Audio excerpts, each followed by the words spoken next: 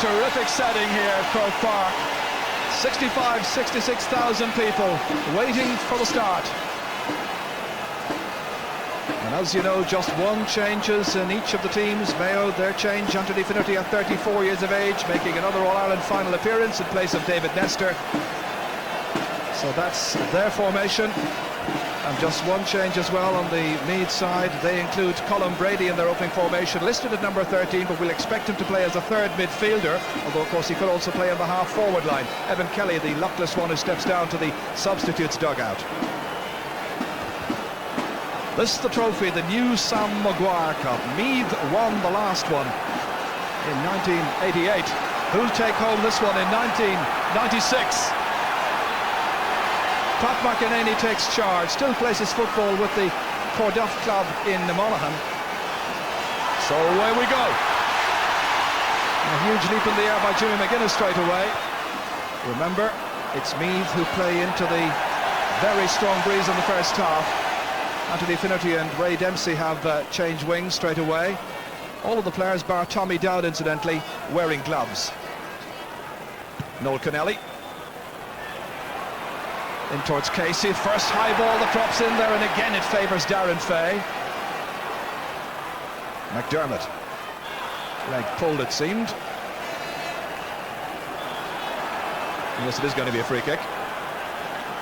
The last match just produced 32 frees, the lowest tally since the 1981 final. And this is the man who brought this replay all about, Colm Coyle. And you can see that they're attempting to play the ball into the wind low at least. James Nowlan starting out here on the left-hand side, policing Trevor Giles initially. Deep ball for Finnerty. Mark O'Reilly there in to make the challenge. James Horan, score of 3 successful points in the first half 2 weeks ago. But out of luck here.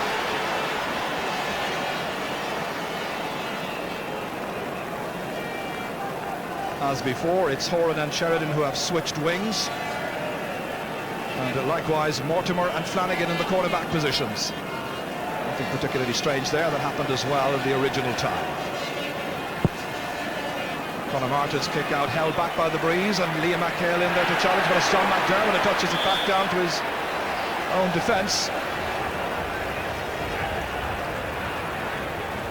Martin O'Connell trying to open up the play. Brendan Riley never really favoured with that particular ball. Instead it's taken by Maurice Sheridan. Produced an awful lot of good work in the first match. This is James Horan, and that's going to be a sideline ball for Mayo. Keep inside the line.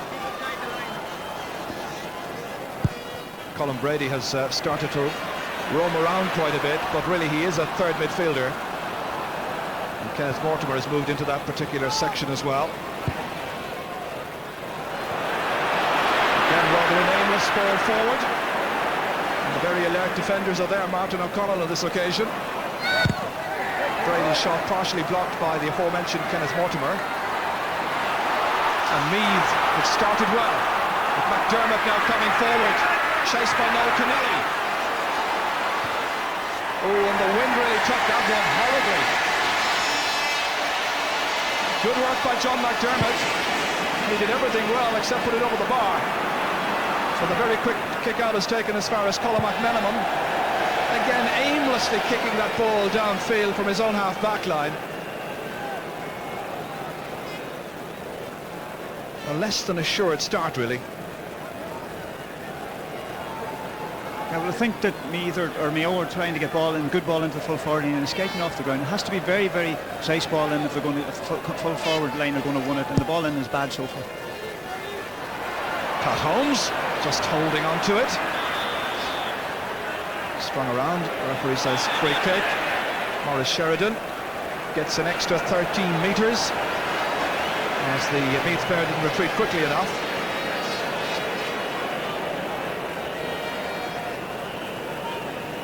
It's advantage Meath in the opening 3 minutes and 46 seconds.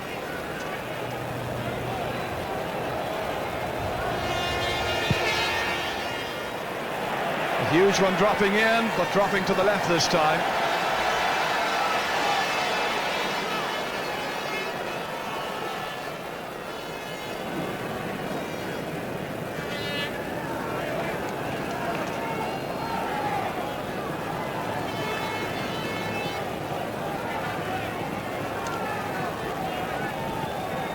Meath have opted to have James Nallen follow Colin Brady around the place.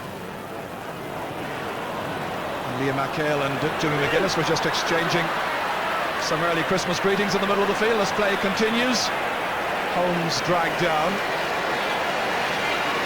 And the referee speaking over there to Paddy Reynolds, who really wants to up his game from 2 weeks back.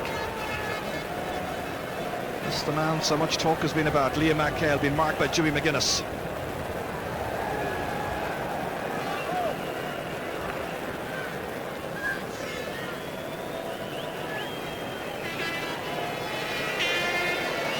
It's curious that Kenneth Mortimer has been taken off Colin Brady. He's gone back on Tommy Dowd on the 40-metre line.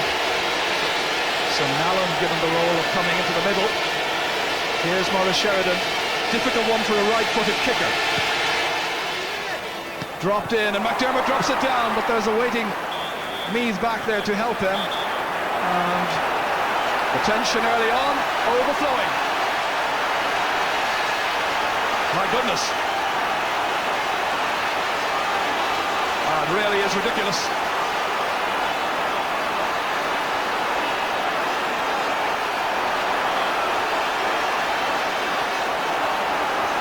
Well, they all got involved.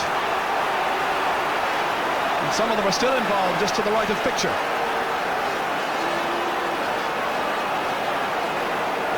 Started in front of goal, and that was the sequel. And that's John Casey down there, having chipped a knock to the face. Well, I think that the referee is going to have to take some action there. That was disgraceful scenes. Nearly every player in the pitch was fighting. And in the All-Ireland final, we don't need them scenes. And I think you see the referee and the two linesmen now talking about it. They're going to have to take action with some people off. There was a lot of fisticuffs thrown there, and they're going to have to take action and take it early now.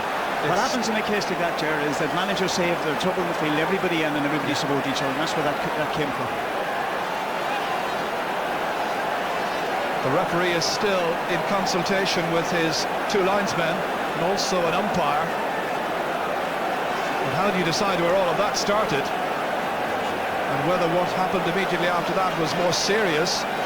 This is the free kick which dropped in off the boot of Maurice Sheridan, dropped down by McDermott. A little bit of fisticuff starting up, and the number 15, Ray Dempsey, was certainly pushing his weight around. The Meath players took exception to that, and it developed from there. And there was Liam McHale jumping in wildly. The referee is speaking to Colm Coyle. He's also calling in Liam McHale.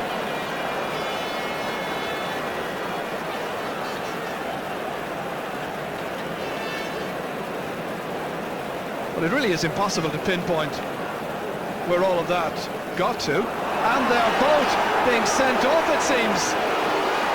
Oh, sensation of sensations here. Only about 7.5 minutes gone. About 6.5 minutes of action. The replay, remember, in '88 saw Meath down to 14 players, but this time both sides are down to 14 in the very early stages of the final.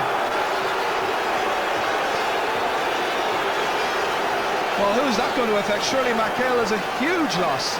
Yeah, it's a big loss to Mayo. It's going to be, well, maybe the rest of the lads left it, but he had to take some kind of action. That was terrible scenes we've seen in front of the goals, and he had to take action. I was about to say, as in the hurling fun, the next guy who steps on a line, watch it. The referee didn't even wait that long. This is McDermott taking it back there from Enda McManus. Well, now both sides will have to reconstruct their teams fairly quickly. This is Colin McMenamin, the centre-half forward who plays everywhere and anywhere, bar centre-half forward, it seems. Maurice Sheridan, nicely on for Kenneth Mortimer, avoided an elbow. James Nallen. Good ball down towards Finnerty, but he couldn't take it. Greasy surface didn't help. This is McGuinness. Again, it's Kenneth Mortimer who did well to fist that ball away from the incoming Brendan Riley. Tommy Dowd went up down to take that ball off. The referee says no free.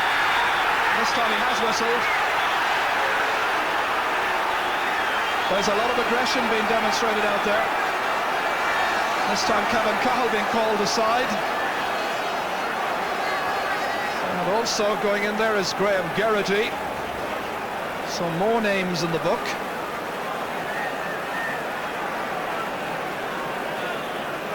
Now, does the referee decide that was worse than what happened earlier or less serious? It's just a booking, I think. At least Graham Geraghty would like to think so. It ends with a handshake. And we've got news from the sideline from a reporter over there who is Marty Morrissey. Yes, Ger, just to tell you that Pat Fallon has been told to warm up along the sideline, which means that tactically Mayo may be changing their plans in the absence of Liam McHale. So do expect Pat Fallon to be coming in and a change in the attack. Yeah, that would make sense, of course, as partner for David Brady. Right now they're operating on one engine in midfield as we watch James Horan press forward. An All-Ireland final which still hasn't a score, but now amend that.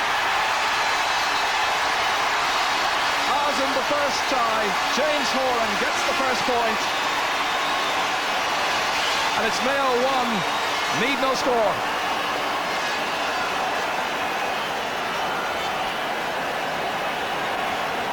Now that was a great score by James Horan. He won the ball well, as he done in the first game. He took his score very well, his right foot cut inside. Back into the action again. And this time it's James Nellen from Crossmolina earning the free in for Mayo. And just approaching 11 minutes gone in the first half. And with the strength of the breeze, you feel that the team playing with it, which is Mayo, will have to have about 6 points up by half-time to give them the confidence facing into the second 35 minutes. Trevor Giles has been told, back you come, 30 metres.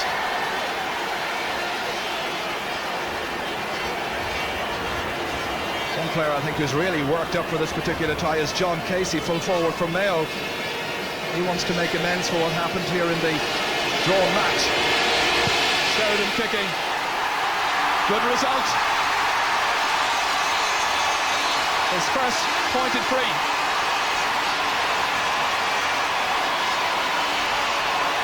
Well, he was telling me that he kicks in training around about 500 frees a week. It pays off. But again, the referee is down here, concerned, I think, about an injury to Mark O'Reilly. Seems to be to the eye.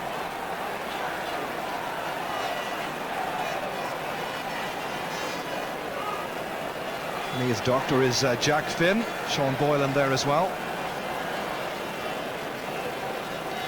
So a really explosive start to this All-Ireland final replay.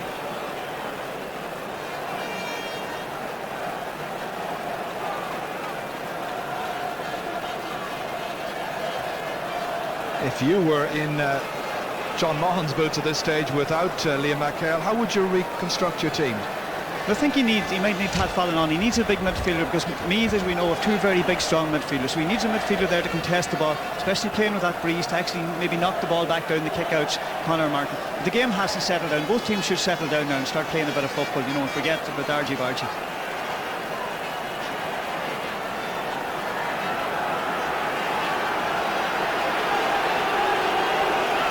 Martin, who was absolutely blameless for Mayo's goal, which was just the second conceded in 5 championship matches this season.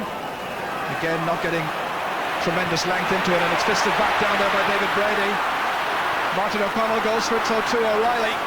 And the 19-year-old coming clear with this, or attempting to do so, supported by Paddy Reynolds. Boots McGuinness into the centre of the field, towards Colin Brady. Just for a moment you feel that Mayo are playing with one midfielder, whereas Meath have 3. Trevor Giles can be so influential. This is Kevin Cahill opting to go long, and again the race for possession is won by Mark O'Reilly, the 19-year-old against the 34-year-old Giles. Trying to pick out Brendan Riley, instead it's taken clear by Kenneth Mortimer. Sheridan back there working around midfield. Kevin Cahill over the head of Martin O'Connell. Here's McGuinness. Fay. And it's hard work by all of the Meath players, playing it short from time to time, then opting to go long through O'Connell. of this Mayo full back line starting very well, in particular Kenneth Mortimer. Martin O'Connell has it again. Shades of his man of the match performance in 1988 against Cork in the replay that year. Giles punting it ahead into space. Goalkeeper is John Madden. Dennis Mortimer. And there's a Meath player down on the ground, seems to be Graham Geraghty. That's in front of the Mayo goal. Play continues. Again it's O'Connell. Dermot Flanagan lets it run on. Pressure over there from Barry Callaghan. Good assured play, however, by Kenneth Mortimer. Short passing game. That's Connelly. Good vision to pick out McMenamin's run. He has Finnerty just ahead of him and he slips. Back it goes to Horan. Points so far, looking to double that up. He's got another one. Well, he was the player, of course, that Colm Coyle would have been marking. He's gone back in to join the midfield battle right now, James Horan.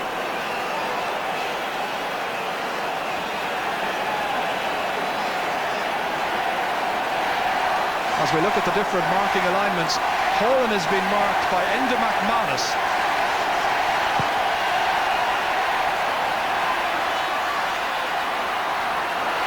It spills down here towards David Brady again. Run back by Colm McMenamin, 65 metres out. Again, the referee saw some holding that time. It was by Mark O'Reilly on Anthony Finnerty. A free then from a very scoreable position. Should be Mayo's fourth point.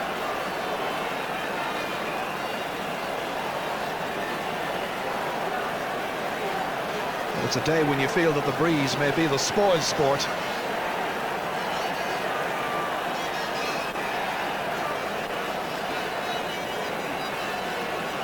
So Sheridan, who is 1 point from 3 attempts so far. This is ideally placed for him, and no trouble.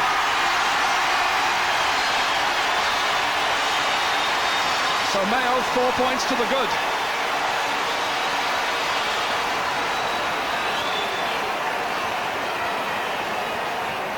If anything, you know, they have improved since the referee made that decision to dismiss Liam McHale. They're the ones who've settled down, and you're not seeing Meath's disciplined, aggressive game that you normally see. No, I think that Meath, there are 5 forwards in each team now, and so the forward line has more space. Both forward lines have more space. Broken down into the centre to Colm Brady, such an assured play. It runs on well this time to Jimmy McGuinness, and here's a chance to get their first point. Brendan Riley outside towards Barry Callaghan, kicking to the left, and he's put it wide. Meath's second wide, 2 wides for Mayo also. Quick tick out is taken, and the referee says hang on a while. They attempted it in the draw match a few times, Mayo, to take the short kick outs towards Colm McMenamin. It wasn't particularly productive because of misplaced passes after that. Madden has a very long kick out. This time he tries to place it. The touchdown won well here by Noel Kennelly. Next, David Brady. Paddy Reynolds catches on securely. Darren Fay. Brendan Riley. Useful ball, chest high. Chance to run at Kevin Cowell and earn the free. And it's being brought forward because he knocked the ball incident, and Kenneth Mortimer adjudged to have been holding and fouling Tommy Dowd. So now it's on the 20-metre line. Trevor Giles having this opportunity. Nearly 19 minutes gone in the first half.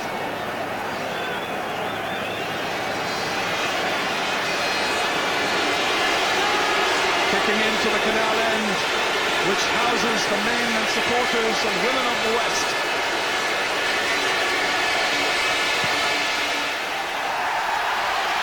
Nicely over the bar. So Meath off the mark eventually. And they'll now be hoping to keep it as tight as possible heading up towards half-time. Kick out is really taken very, very quickly. This seems to be a Mayo tactic this afternoon. O'Connell. Straight at Colin McMenamin. Two players to aim at, one of them is Horan. Ball returned by John Casey for Pat Holmes. Casey coming deep on this particular occasion to get on the ball time and again to try and build up his confidence. Darren Fay in pursuit over there. Back towards Horan, who's been kicking very well so far, and he has kicked another beauty. 3 in the first half in the first game, 3 in the replay, and it's 5 points to 1.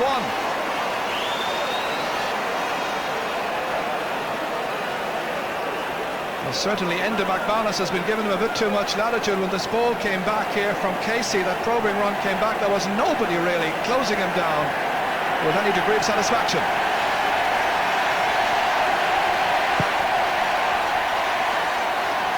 It reaches midfield this time, taken down by Jimmy McGuinness. Colin Brady now. Oh, a huge punt ahead. Madden comes out. Had to be secure with Tommy Dowd coming in. Mortimer getting it out as far as Kevin Cowell. Colin McMenamin, the play anywhere player with the number 11 on his back. Chest high towards Ray Dempsey, couldn't contain it. Instead, it is Graham Geraghty has come deep to try and get a little bit more possession. Horan going out to confront him. McGuinness, well blocked down by Dempsey. Dempsey wins the free. Very good play by the number 15 of Mayo, the goal scorer 2 weeks ago.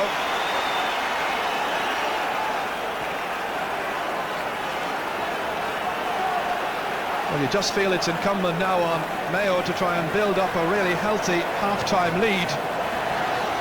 21 and a half minutes gone in the first half.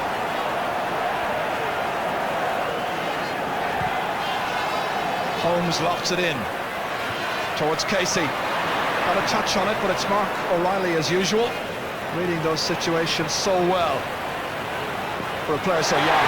Colin Brady this time has that ball taken away by Maurice Sheridan, opting to go for the score, and a spectacular one it would have been. Showing that he's much more than just a free taker in this Mayo team. And not the case very much also for Trevor Giles.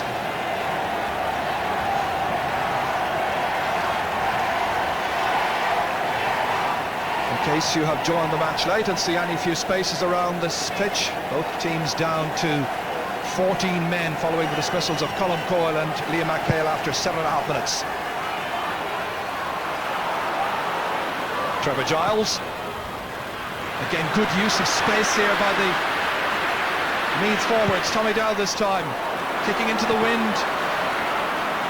Brendan Riley looking for a second point. Poor shooting at the end of all of that. But the way in which the Meath players are coming into midfield from time to time, opening up a huge space in behind that section for the forwards to utilise. This time the quick kick out wasn't particularly productive. John Madden acknowledging that.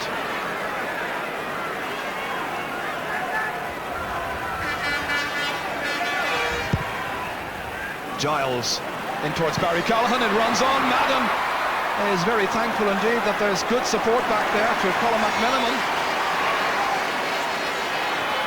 Nice ball out as far as Noel Kennelly, Mayo's team captain.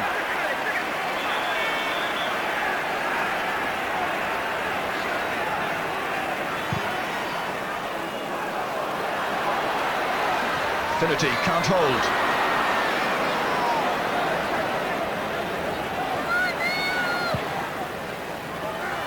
Pat Holmes going down on that one. The intended pass was for Ray Dempsey. Instead it's Martin O'Connell, who reads those situations so well and is such a pacey defender. Brendan Riley. Dispossessed by Kevin Cowell. The players on both sides now working very, very hard indeed. Maurice Sheridan towards Ray Dempsey. Again, he can't hold on to it. It's backed by McDermott. And the player going out, Trevor Giles, was fouled in possession. Colin Brady. Not really favouring the forwards, that one. Difficult one to take. Mayo backs were there in numbers. Here's McMenamin.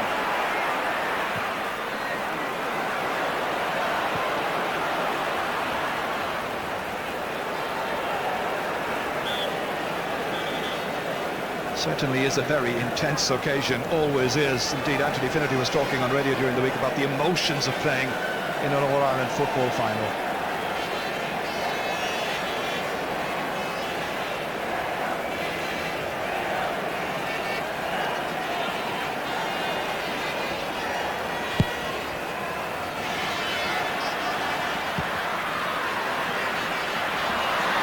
It could well be that Mayo are about to bring on PJ Loftus as we watch Kevin Cahill take it with Noel Kennelly. Past John Casey, has played much deeper in this match than we saw in the first tie. Again, it's Mark O'Reilly. The two number twos playing very well in this game. And we have some further news from the side of the field as they play on, but the referee has signalled a free. Marty? Yes, Joe, just to tell you, indeed, as you see, PJ Loftus is being introduced, and this is a move that has been talked about some time, so he's going to be coming into the side. And I think John Mahan, judging by his reaction so far, he's pleased enough with the type of ball that's going into his full forward line. Every time it's done well, he seems to give it a little leap along the sideline. And the rain lashes down once again. And the player going off is the goal scorer from 2 weeks ago, Ray Dempsey. I'm a bit surprised by that, I must say. He's a big strapping fellow.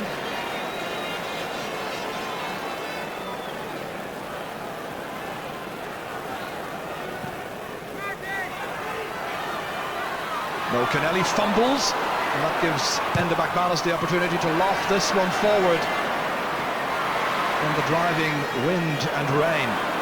This is McMenamin. Well, it's all very well playing as deep as he does because he likes to get on the ball as much as possible, as we see Ray Dempsey go off, but his passes out of defence have got to be a great deal crisper than that one, and more accurate. And it's kicked back in by Jimmy McGuinness as we were watching the player going off. And out over the sideline once again. Yeah, it's a very disappointing game so far, Jared. You know, there's big tension out there, but there's no good football. There's a lot of balls being kicked away like we've seen there. McDermott. Fisted down by Brendan Riley, expecting a half forward to come in. Instead, it's Pat Holmes for Mayo. Now McMenamin. Dropping a huge one in for Anthony Finnerty to go in after. He breaks it down, and this is Loftus' first chance to get a score, and he's put it wide. Yeah, I think that the reason they got Raymond Dempsey, they felt that Martin O'Connell has been cleaning up a lot of ball that's going into the full back line, and himself and Michael O'Reilly are playing well. They've actually taken Darren Fay out from the square, which is working for them. I think he's not as happy himself away from the square, and they've done that well. But the two cornerbacks were cleaning up, so they hope that Loftus has the legs on Martin O'Connell because he's been playing very well. And PJ Loftus has gone out towards the 40, followed by Martin O'Connell. Paddy Reynolds, son of the former All-Star Pat, former selector as well. Brady's knock ahead. Kenneth Mortimer is in there to chase and to win at the second attempt, but he loses it. Here's McGuinness. Hard, tough battle so far. Callahan on for Tommy Dowd. Looking to try and curl one in and boost his own confidence, and he's done exactly that. That'll be a huge lift for the Meath captain, and a huge lift for the fans of the team as well. Playing in around full forward, he's made it 5 points to 2. This is the move again here, and remember the wind was right into his face, but he got enough curl on that one, right between the goalposts.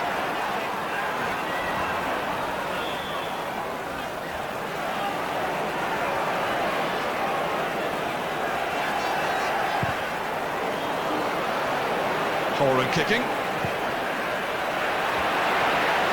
Again, it's taken clear by Meath. Graham Geraghty. This is the player we'd expect a big performance from. So appeals from Graham Geraghty that it should be a Meath goal, but the linesman thinks otherwise. Peter Ford in the background there, along with John Mahan, part of the Mayo management this year. And John Mahan just saying to Pat Holmes, you're the one to kick this one in. To David Brady. Oh, bad ball. Intended for Sheridan, instead it is Giles. Low ball, lovely ball inside for Tommy Dowd. Now with his confidence high, can he kick another one? Not quite.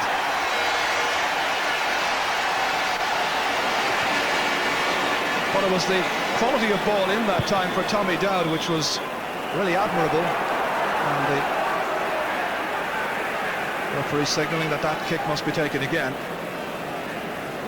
I think that Meath are playing Tommy Dowd Gerald in the full forward line, and it's definitely working. I think that's his best position, and to get good ball into him, he's very, very strong upper body and he can win it.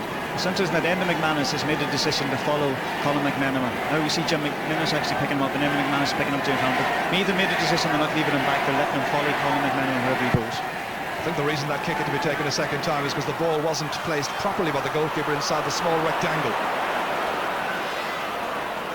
One back by McDermott. The challenge coming in there is by James Nallen. I know an awful lot of Mayo people would prefer to see him shore up the middle of their defence by playing as an orthodox centre-half back. Graham Geraghty high on the challenge that time against the other number 12, Maurice Sheridan. It reaches James Horan. 5 minutes and a little under to half-time. One back once again. It really is a fiery contest from time to time. Maurice Sheridan over there was in a little altercation with Martin O'Connell, and the referee has called him back, and Martin O'Connell, I think, fouled Maurice Sheridan. And we'll just see what happened and what the referee makes of it. So the notebook out once more.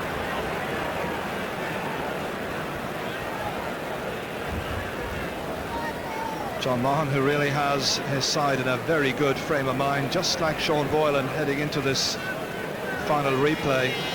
They're competing as they were expected to compete. At times it hasn't been very pretty to watch, unfortunately. And a ball will be the outcome. So double bookings. We've had 6 names taken so far, 3 apiece, and a dismissal for a member of each team. Those are the unfortunate statistics from this final so far, which has produced just 7 points. And Mayo, I'm sure, will feel that a 3-point lead at this stage, playing with the wind behind them, is insufficient. Trevor Giles winning the free kick. Good ball forward. So it seemed towards Jimmy McGuinness, took his eye off it, and it's Kenneth Mortimer, that man once again. Brady. This is Connelly.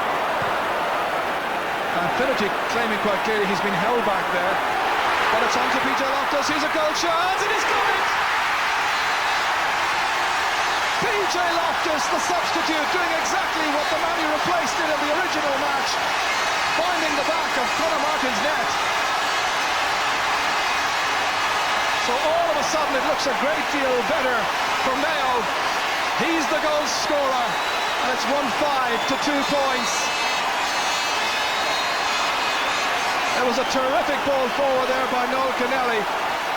Mark O'Reilly couldn't get it away cleanly, but in came Loftus, and that's a peach of a finish. He was just given enough room.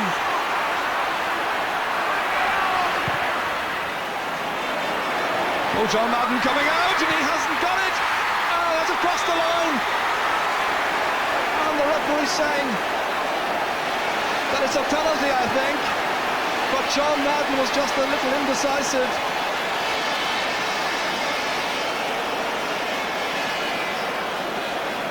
So here's the chance for Meath to reply instantly. The forward was held back, so the penalty for Trevor Giles. It's almost a repetition of what happened in the semi-final. Will you recall that James Nallen went down to score a goal, and straight away in an instant Kerry were back into it. Will Meath be the ones who'll get a major boost here?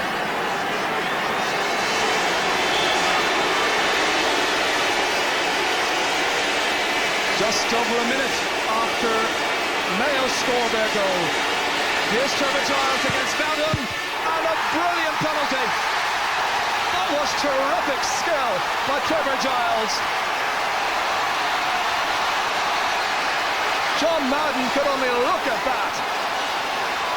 That's how to take the penalty.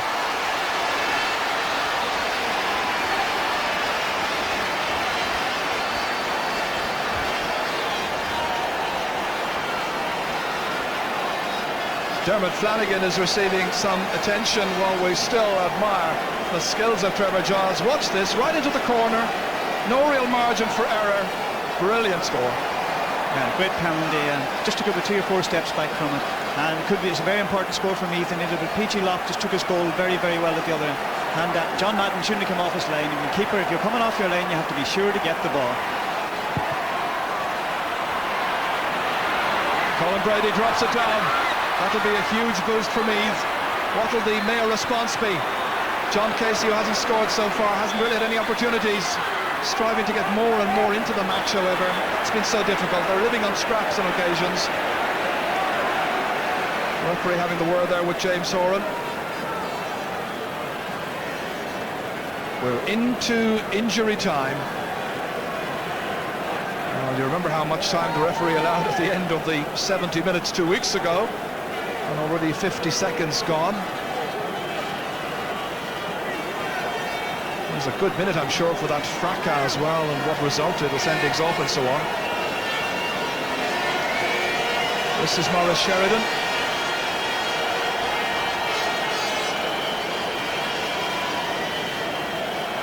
On what's proving a very dull afternoon weather-wise. Let's hope this match will brighten up. Just a few steps up, and over it goes. Third point for Maurice Sheridan from Bow, and it's 1-6 to 1-2, but will 4 points be enough at half-time, having played with the wind and the driving rain? Mayo have made 12 scoring chances so far, taking 7 of them. Meath, against the wind, made 7 scoring chances, they took 3.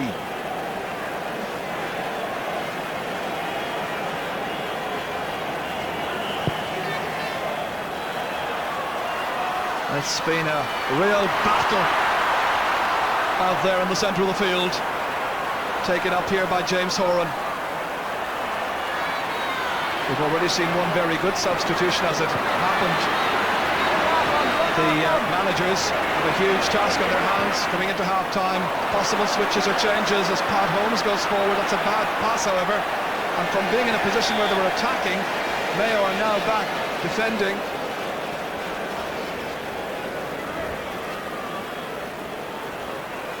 Colin Brady.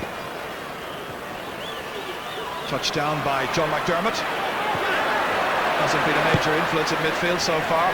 Pat Holmes kicking a real hit and hope one.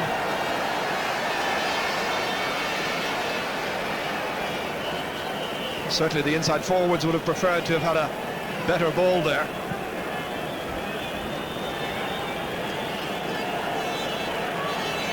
It's one of those matches where you just scrap for everything and hope in the end that you get rewarded for all your efforts. The referee's whistle has sounded for half-time. Not a particularly distinguished first half of this All-Ireland final replay.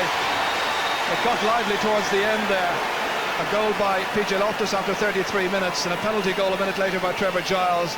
And all of that following the dismissals of Colm Coyle and Liam McHale after 7.5 minutes of the first half. We hope for a great deal better in the second half, but it'll be Meath who'll have the wind, having won the toss. They get their way. They are very close to Mayo as we go in at half-time. And the half-time position here is Mayo 1-6, Meath 1-2.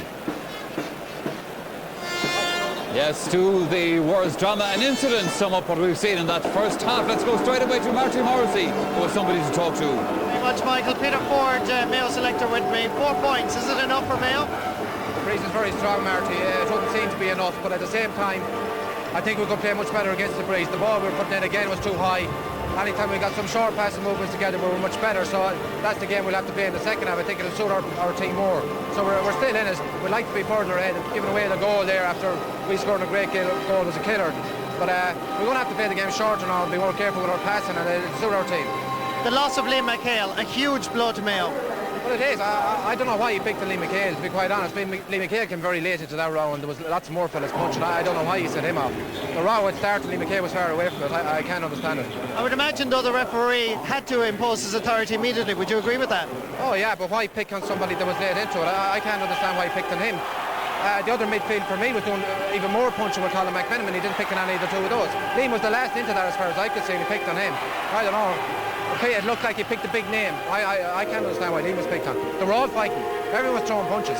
Okay, Peter Ford, we leave it there. Best of luck for the second half. Back to Michael. Yes, everybody was throwing punches, but I suppose after those two sending off, the game at least did settle down. We will discuss what we've seen in that first 35 minutes with my panel after the commercial break.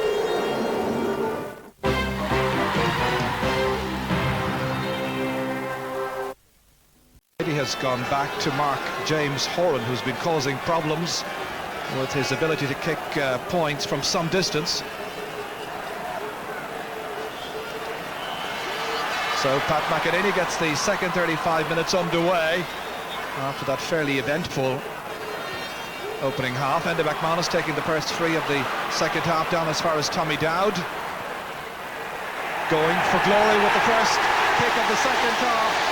Great point by Tommy Dowd. We've been saying in the build-up that he's due a big one, and this might be the day for the Meath captain. So first attack, and the lead is now down to 3 points. Mayo doing a bit more fouling in this match than was the case in the drawn match, where they just gave away 12 free kicks. Already they've given away, I think, 11 in this particular final. Here's Trevor Giles onto his left boot. They are just eating into this lead. So ridiculously early in the second half. A goal and 2 points of that tally now for Trevor Giles.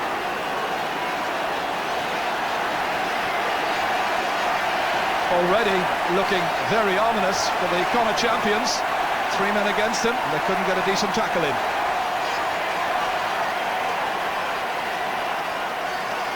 So no question, no doubt, who's made the brighter start here. Yeah, it's a great score from Trevor Giles. The great thing about a forward like him is he's got two good feet. He's got right or left foot, and you see him scoring a great point with his left foot too. So into the breeze come Mayo. It's John Casey has gone deep, certainly, as Martin Carney was predicting, deep as far as midfield as Pat Holmes advances. Anthony Finnerty. The angled ball, and Trevor Giles was back there defending. It's Colin McMenamin, not noted as a particularly prolific point taker. Kept in play there by James Nallen. Back towards Maurice Sheridan once again. And the Meath players back there grouping well, picking up everybody who has to be marked. Graham Geraghty back on his own full back line on that occasion.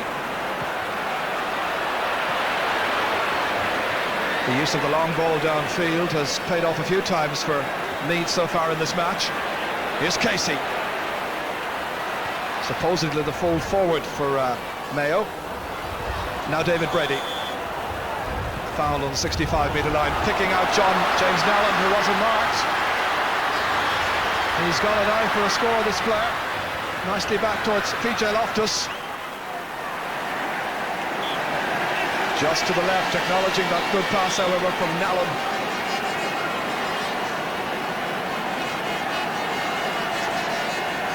It's been a funny couple of series where players who are picked in certain positions are likely to pop up just about anywhere. You remember Mark O'Reilly finished the last match at right corner forward.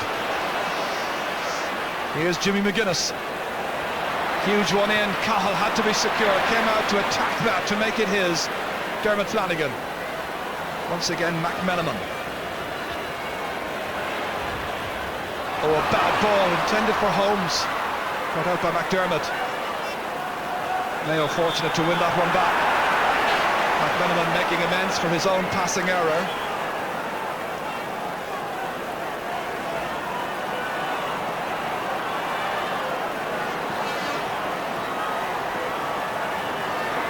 Pat Holmes, the bank official from Cavan Town.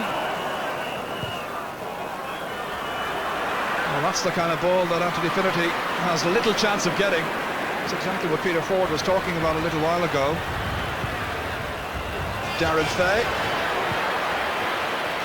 just about kept in play by an alert Tommy Dowd.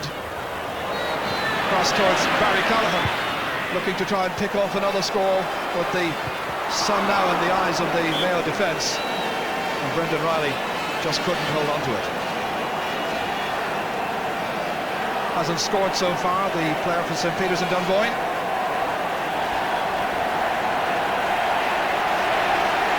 And the chance now of Mayo, when they came out of the field, and about 3:15, it seemed like 3/4 of the ground were here in support of the men in the green and red. McManus. Nice ball outside for McGuinness. Tommy Dowd now looking a great deal sharper, underlining that with his 3rd point of the match. And now there's just the minimum separating the teams. Delighted Meath fans up there on Hill 16. And it's 1-6 to 1-5. Yeah, Jared, we were saying before the match that we expected a big game from Tommy Dowd, and he's playing where I feel is his best position in the full forward line. Brendan Riley is not giving him the support that we'd expect him to get. Kevin Cow is playing Brendan Riley well, but Tommy has definitely got the beating at the second half of Kevin Mortimer, and maybe Meath or Mayo should think of a switch there. So once again, it's a kick out that has to be retaken.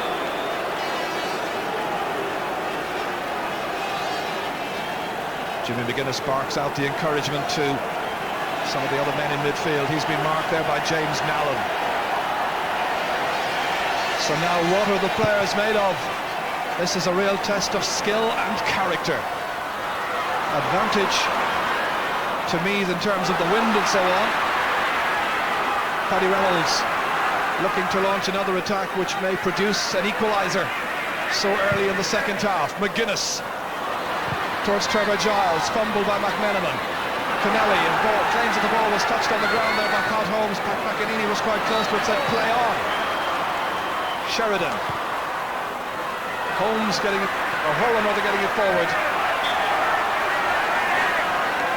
Danny Russell, the linesman down on this near side, signalling that it's going to be a line ball for PJ Loftus's team.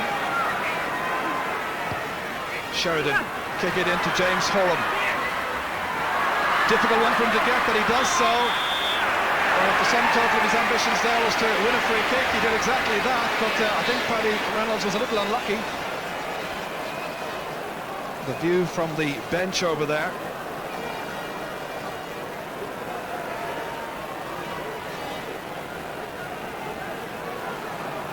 Shake of the head there by the 20-year-old Paddy Reynolds. One of 5 under-21s on this Meath team, which should augur well for the next few years, because they really are quite a young side.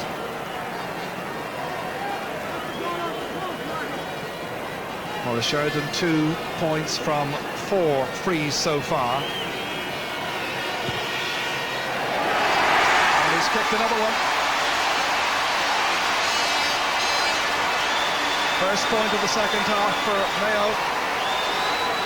Come after 7.5 minutes, and it's 1-7 to 1-5.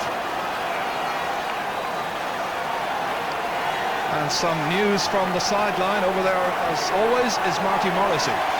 Yes, Joe, well, that move that we anticipated much earlier in the match, in fact in the first 5 or 6 minutes after Liam McHale was sent off, may be about to happen, because Pat Fallon is now warming up. He's been told he is definitely coming in. Thank you, Marty. Yes, a specialised and specialist midfielder, I think, is certainly needed to help David Brady in there.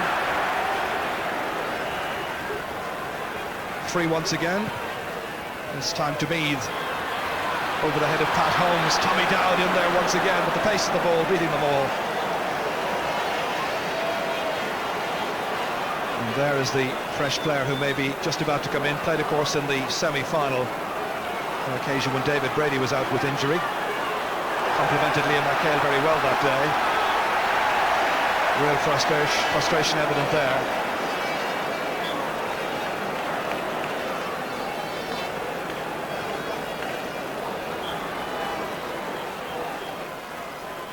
Quiet word from the referee there to Graham Geraghty.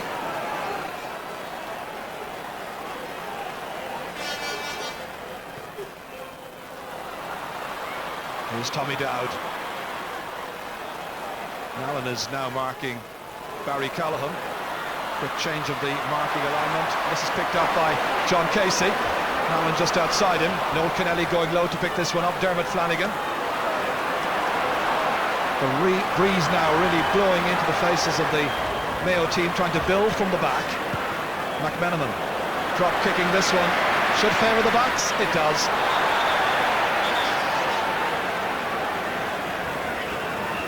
Referee there indicting the man they call Larry, number 13, Anthony Finnerty.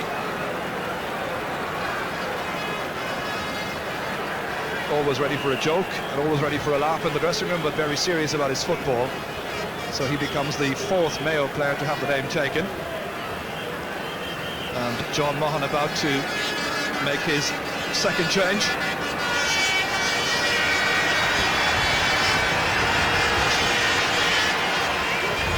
Now it's going to be interesting to see just who makes way. 14 men against 14 men, of course, as it has been since the 8th minute of the first half.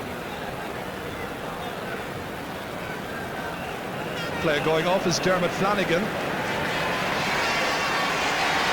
So fresh legs coming into the tie.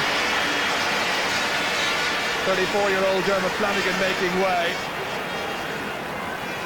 Just a change of ideas, I think, to try and freshen up this Mayo team. And straight away it's Pat Fallon who has it. Kennelly pressurised by Graham Geraghty.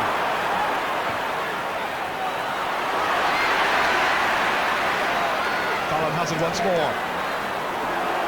Now James Horan, really strongly built wing forward. Ran a bit out of energy the last day, and a poor ball straight as far as Darren Fay. Chance to launch the counter-attack, put lots of pressure on the Mayo backline. This time it's Trevor Giles who's indicted for leaning in on the Mayo back. Tommy Dowd playing advocate on behalf of his colleague.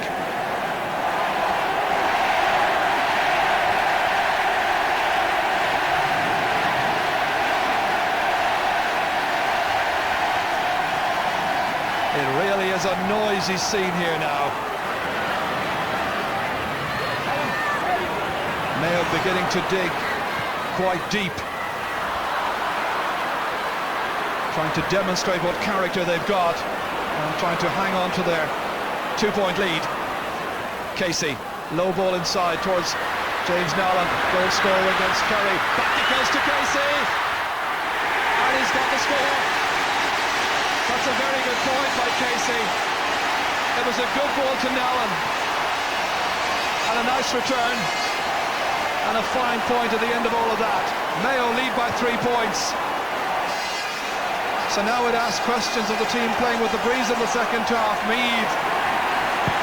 This was expert play by the number 14, John Casey. In this match he's been going short, he's been taking short passes, he's been prepared to get on the ball time and again, just to get himself into the game. He was pretty significantly very much out of it 2 weeks ago. Kenneth Mortimer back there, facing his own end line, challenged by Graham Geraghty. Once again it's Pat Fallon. Now Colin McMenamin. He loses it. Does well to regain it. It's the second time he's lost it in this half and gone back to win possession for his team. Kevin Cowell. Now Pat Holmes. We've had showers, we've had wind, now we've got sunshine. Still the breeze backing Meath, playing in the goal in the second half. And that's a great kick from Trevor Giles. A goal and 3-point for the young man from Screen, who's of course on a football scholarship at UCD. We've seen him hit with the right, we've seen him hit with the left, from distance. Great score, and 2 between them. This is where it was played around very intelligently. A real lack of marking, however, as Giles had that point chance. Nallon. That final pass for Mayo from midfield has been letting them down time and again. Colin Brady picking out Tommy Dowd. This time Barry Callahan wanted to get on the act and doing so splendidly. We were asking questions just a minute ago about the Meath resolve. No question or doubt about that. They may be about to bring in Jody Devine into their ranks. Barry Callahan gets his first point, and now Meath trail by just a point. This was wonderful play. Tommy Dowd was involved. Good support play by Barry Callahan from Dundee, and he did the rest. And Marty has some more news for us. Just to confirm what you just said, Chair, that the Meath selectors have had several little conclaves down here on the sideline, and they have decided to make a change, and Jody Devine is warming up and is expected to be introduced in a matter of moments. Very much a link man, not a noted point scorer. I don't think he scored in this championship so far from minimal appearances. Anthony Finnerty's fine ball picking out PJ Loftus, trying to go in the back door behind Martin O'Connell, and that's gone wide. 7 wides for Mayo. That's just the second of the second half. So 1-8 to 1-7.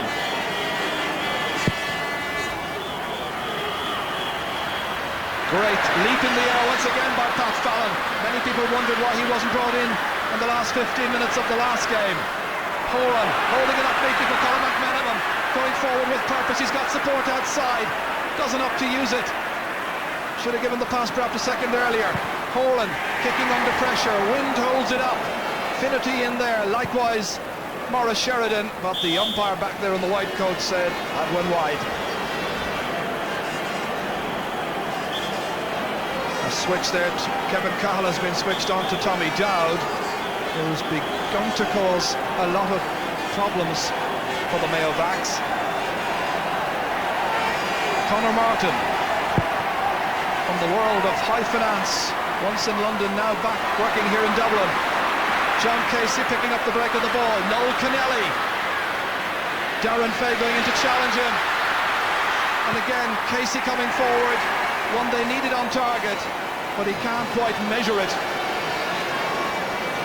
And wind is a real factor. Yeah, it's a big factor, and Mayo have got to get lower ball into the forward lane. When they got that last John Casey last point was a good low ball into the forward lane, and they worked off it. John Casey starting to play well. Tommy Dowd and Trevor Giles are the only two Meath forwards that playing well, and they're going to have to get more support from the rest of the Meath forwards. This is picked up by Colin Brady, and one back by David Brady. Anthony Finnerty, who fancies his chances of scoring another goal, I know, in this match, as he did in '89. Out it goes to Maurice Sheridan. The challenge came in from Trevor Giles, who worked so hard. Disappointment for the Mayo fans up there on the canal end. A match which started with a bout of fisticuffs after about 6.5 minutes, which saw the dismissal of Liam McHale, who was man of the match in the last game, and Colin Coyle, who got the all-important equaliser. Both dismissed. Teams down to 14 players. Colin McMenamin towards Finnerty, challenged by Mark O'Reilly. Well, for a player so young, it's 19, Mark O'Reilly has really settled into senior championship football, like he's been at it for the last few years. It's John Casey is going across there to take the ball from linesman Kevin Walsh. In for James Horan. Oh, and Conor Martin, instead of catching Ox, to fist it away as far as possible from the danger area. Perhaps the wind confused him somewhat. Bright afternoon now after a day which started with shower after shower. And of course we had gale force winds here last night as well. Mayo working it short. Sheridan. This time it's over the bar. Another point for Maurice Sheridan.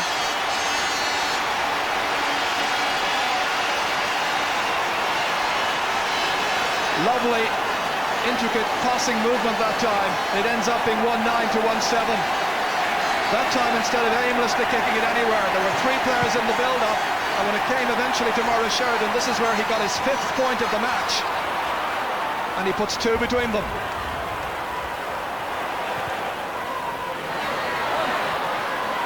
Graham Geraghty trying to break it down, but he's been held back, restrained by Pat Holmes, and the ball is kicked out on the sideline by Colin McMenamin. Referee noting it, but signalling that it's going to be a free in for Meath. Trevor Giles coming up to take it from Graham Geraghty. At a stage in the match where every opportunity and every attack has to yield something. Just over 15 minutes to go. He has scored 2 points from 2 frees so far. This in a very scoreable position. That's a goal and 4 points for Trevor Giles. But when you look through the scoring pattern of the Meath team, Giles, as I say, with 1-4. The goal from the penalty, Tommy Dowd with 3 points, and the only other one to score is Barry Callaghan. And the referee once again wants the ball back down on the correct position. Sean Boylan surveying yet another All-Ireland final, the man who brought them to success, of course, in 87 and 88. I think Gerard Mayo get, or Meath get level, they could win the match, but if Mayo can keep that couple of points ahead, it could be the difference in them. Yes, it's very, very intriguing. The wind not helping, of course. Mayo having to go and build with measured passes like this. And again, it's Pat Fallon. It's a case of supporting the man on the ball. It's tough and it's hard at times as Brady comes in. And that's a real waste of a very good opportunity. And James Horan says, well, why didn't you give it to me? I was just ahead of you. Moments such as that can decide All-Ireland finals. Callaghan kicking into space. Tommy Dowd making it his. The block is by Pat Holmes. The support by Colin McMenamin. He has a terrific engine. Keeps on motoring. Holmes out to Brady. He missed that chance just seconds ago.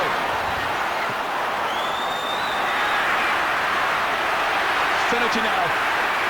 Against him, Mark O'Reilly. Mayo hoping to finish here with yet another score to put 2 between the teams once more. Will it curl in for Horan? It does!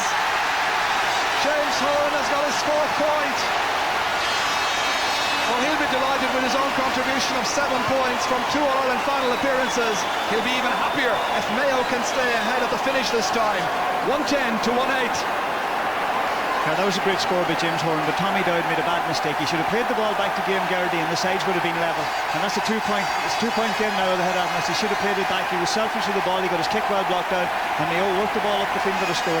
That's an important mistake by Tommy Dowd, and great score for Mayo at this stage. I know the word intense is overused in sport, but it really is an emotionally intense evening.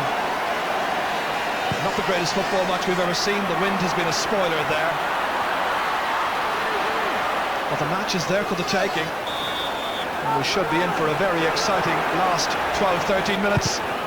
Possession for Meath.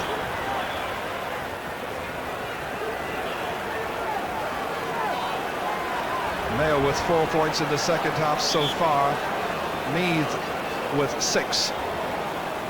But still a very tight match. Giles to kick. Opting to place it inside. McGuinness. Reynolds takes it back for Colin Brady. Dropping it in dangerously there. And the referee says play on as Graham Geraghty was coming in to challenge. Good ball out by Kenneth Mortimer, supported by Kevin Cahill. Again, a slow, deliberate build-up here by Mayo. They're having to do so, and it has to be crisp and accurate. Brady just about held on, and then he was fouled by Trevor Giles. Mayo will be in no particular rush. They were in no particular rush with many of their kickouts 2 weeks ago. This time they're just trying to make sure that the passes are well delivered into space. The others have to do the work for the man on the ball, however. Casey here, again using up a few seconds. Oh, and gifting it after that to Enda McManus, and now the onus is with Meath. Can they seize the initiative once again here as Tommy Dowd breaks it? Expects somebody to come in on it. Graham Geraghty, is that somebody? Challenged by Pat Holmes. Free taken very quickly. Tommy Dowd here, tricked, And the referee allows it, I think. The goal counts, and Tommy Dowd has got a goal and 3 points. The foul was by Pat Holmes. It was quickly taken, and Tommy Dowd took the most of his opening. And this is the first time that Sean Boylan's team have been in front. Kick out is taken very quickly. A huge body blow that for Mayo hopes. They were expecting to have a second or two to prepare and to regroup for the free to be taken after the foul by Pat Holmes, who's himself fouled. But the goal, the product of some very quick thinking. I think, Jared, we look back at that goal, it was a ball lost by John Casey up the field, and the score came off it right down. But great thinking by Graham Garrity to take the kick quick. Tommy Dowd inside. A lot of people thought he was going to go for the point. Good ball, and Tommy done right. Sometimes players shoot too early. He took one round the keeper and took his goal very well. Indeed, had he not kicked that ball, I think the referee might even have awarded a penalty, because he was taken down just before he was kicking. But as it happened, the referee said play on. Barry Callahan has just had his name taken. So in terms of bookings, it's evenly poised at 4 bookings each, and a sending off a piece. This is the goal that might well be the big turning point of this match. Quickly taken, no marking. In came Tommy Dowd. That's where he was pulled down. That's where it might have been a penalty, but he got on his feet and forced it past Kevin Cahill.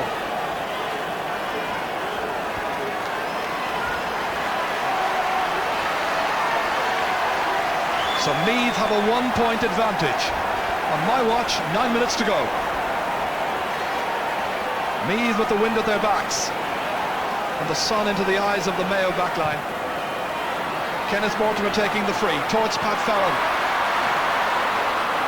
on towards David Brady, but it's still anybody's match,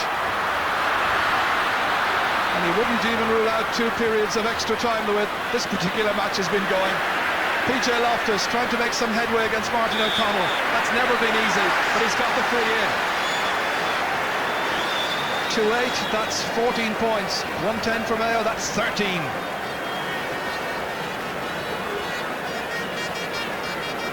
So now a big onus of responsibility on Maurice Sheridan. A score of 5 points so far.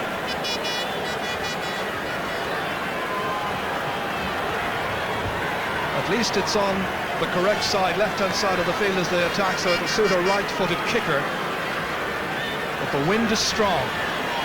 It's about 23 metres out. Can this be the equaliser?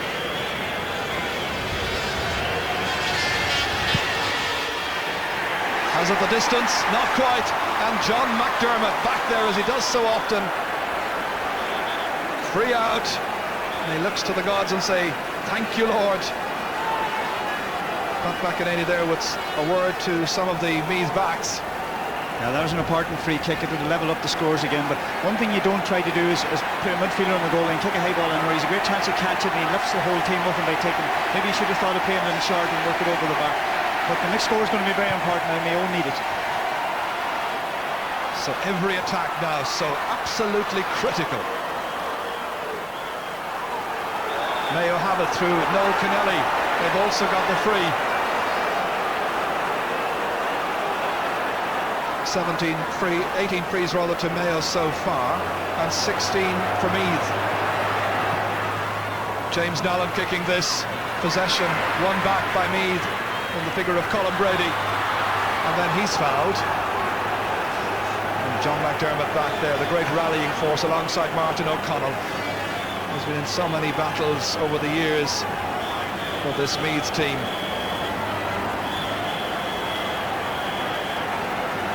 Whenever there's a crisis in defence, you somehow expect to see that gold head of Martin O'Connell popping up to take possession. But here come Mayo once again, and Colin McMenamin. Again, he's tripped, this time by Enda McManus.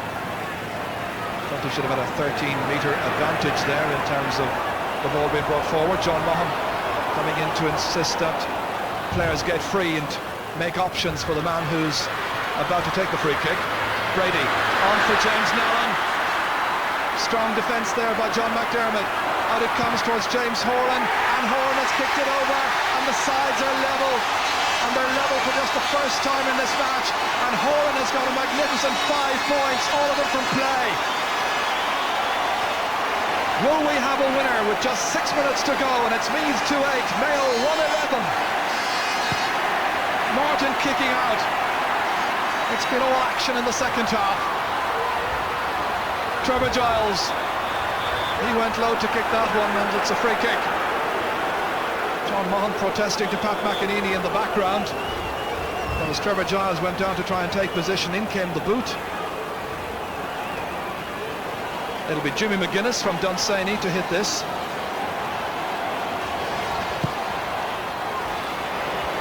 The wind carries it on. Well caught by Colin McMenamin, who played just about everywhere. Nicely out. Good precise crisp ball as far as Noel Keneally. Carried on here by the magnificent James Horan. Famous name indeed. The name of another very famous Mayo man. Keneally. And next into the equation it's David Brady. He wins the free kick, fouled by Paddy Reynolds. Liam McHale there sent off after 7.5 minutes, when it was difficult to pick out why he should have been the one to have gone, along with Colm Coyle, when so many players were involved in a fracas that seemed to involve about 25 players. Missed the foul once again here is David Brady. Has fouled Paddy Reynolds, the last player to make contact with him. Barry Callahan has been taken off the Meath team, and Jody Devine is his replacement. So every possible vantage point taken up. Bonastor, Mayo and Shin watching as Maurice Sheridan prepares to take this free kick. 60 metres out, breeze in his face, match level. Pat Holmes advancing with great purpose. It's control just left him down there. He was almost in with a kicking chance, and that foul appears to be on PJ Loftus, and it's going to be a free down, and that's Barry Callahan there, the sun in his eyes. He's replaced by Jody Devine. But my goodness, Pat Fallon seemed to have a glorious chance. There was a gap there. He just seemed to lose his stride, Martin. Yeah, it's a great chance for Mayo doing it, but in fairness to Pat Fallon, he's done very well since he come on, and it's happened David Brady have owned the middle of the field, and that's why Mayo played very, very well the second half. They worked tremendously hard, and they really at this stage deserved to win the game, and that would have been a great chance to put them a point ahead at this stage, because there's only a couple of minutes left. The next score is very, very important. I make it 3 minutes to go. That's the position. Conor Martin. Colin McMenamin coming across to try and see the flight path of the goal here. Almost had it, not quite, went off him. It'll be a Meath sideline ball. Graham Geraghty, who didn't show up particularly prominently in this match. Still time. Huge one in. Madden coming. Had to be absolutely secure there for Kenneth Mortimer. Back it goes again to John Madden. Colin McMenamin. And the challenge there by Trevor Giles to try and dispossess Colin McMenamin, who felt he should have had a free out, but the referee says no way. Possession for the men from Leinster. Tommy Dowd goes across to have a word with Trevor Giles. Meath Leinster champions on 18 occasions, looking to try and win. Sam Maguire for just the 6th time. Tom Riley about to come in for Mayo. Free quickly taken inside towards McGuinness. Look where Darren Fay is, and look where Paddy Reynolds is, up over his head to try and be the hero here. McGuinness back in. One back there, however, by a determined Kevin Cahill. Out it goes to Pat Holmes. Players calling for it like Maurice Sheridan outside here. Just over a minute and a half to go. Sides level, and Graham Geraghty very, very annoyed with the referee's decision, which goes against Meath. Free to Mayo. So Tom Riley has just come in, and pushing and shoving and elbows and fists and so on. A familiar mop of hair there of Tom Riley in his come, and the referee is calling back some couple of players there to have a word with them. Anthony Finnerty is the one who made way. We have some news from the sideline, I think.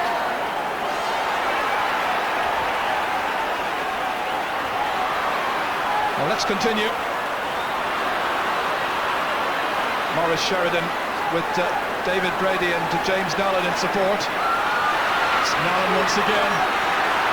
We're inside the last minute.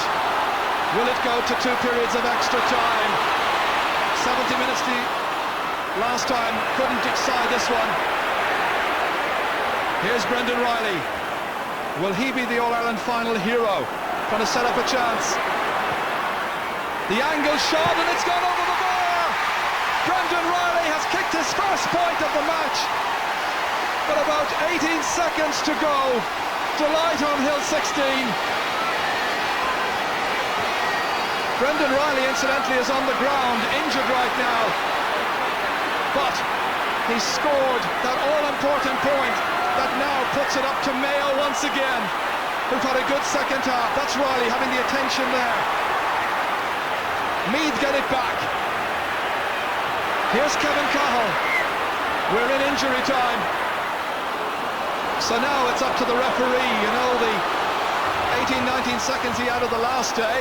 Jody Devine, free kick for Meath. And now it's Mayo who are wondering how much injury time is left. Ollie Murphy has been sprung from the bench. And he's gone on instead of Brendan Riley, who did take a knock. He's gone off injured. So now it's a case of what we have, we will try and hold from a Meath point of view. They haven't had it easy. Nearly a minute of injury time is gone. There can't be too much time left in this. Trevor Giles kicked a goal and 3 points. This curling in, but going to the right. There's still a chance there for Mayo. So it'll be all eyes on the referee as John Madden kicks out. Mayo have it. It's Maurice Sheridan. Next in line is James Nallen. They've got to work it forward. Brady trying to find a colleague somehow. Meath good at grouping and closing down the space for the opponent. David Brady with the free kick. He leaves it for Maurice Sheridan to kick from the hands.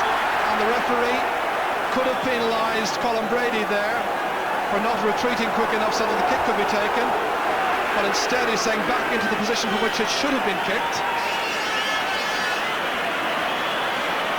Sheridan, possession absolutely of great importance here.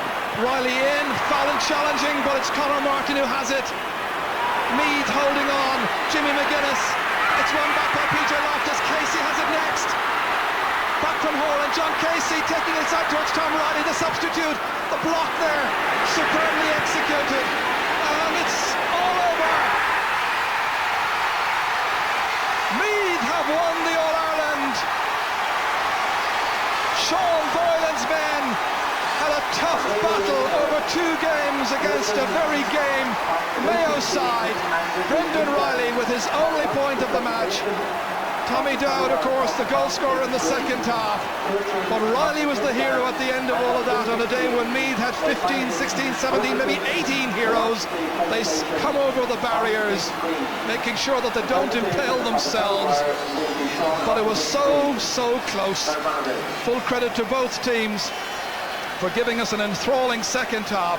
And they're absolutely devastated, these Mayo players. They will have felt they deserved at the very least an extra half an hour's football just to try and bring that cup back west of the Shannon for the first time since Galway did it in 1966. And of course the last time that Mayo managed that was 1951. They have to wait at least another 12 months. But 2 sides who provided a lot of entertainment with 2 very close matches, even if the quality of football on offer at times was below what we would expect of these 2 counties. But nonetheless, for sheer drama, it was gripping. And the full-time score, just for the record, here at Croke Park, Meath 2-9, Mayo 1-11. And over on the sideline, I gather that our reporter Marty Morrissey, probably mobbed by people, has somebody to talk to. Thank you very much, Chair. I have two Sean Boylans actually with me. Young Sean is not looking at the camera now. He has. Great victory. Well done. Oh, Marty, you won't get much closer than that. An unbelievable game. Like, the conditions are terrible because everybody hates win. An unbelievable fight back. Fantastic Mayo team. You know, my heart goes out to them as well. But that's the way it is, Marty. We're in to try and win it as well. It was a tough game all the way. Was there anything in particular that you said to yourself, yes, we're going to do it? When the last ball went over the bar and I heard the final whistle then from the referee, that was the last. It was the only time, one of the few times we led during the match, really. How big a blow was the sending off of Colin Coyle? What were your thoughts on that? Again, Marty, there was sort of mayhem, you know, over here at the dugout. You don't know what's going on, really, and you'd be very sorry for Liam McKay, very sorry for Colin Coyle. It's just one of those things. This was a great Meath performance, though. It was typical Meath. Great grit and determination. A lot of determination, but a lot of great heart. And I'm absolutely delighted for them and for my fellow selectors and management. Well done, Sean. I'm sure you were shouting for Meath, were you, Sean? Good boy. Okay, thanks, Marty.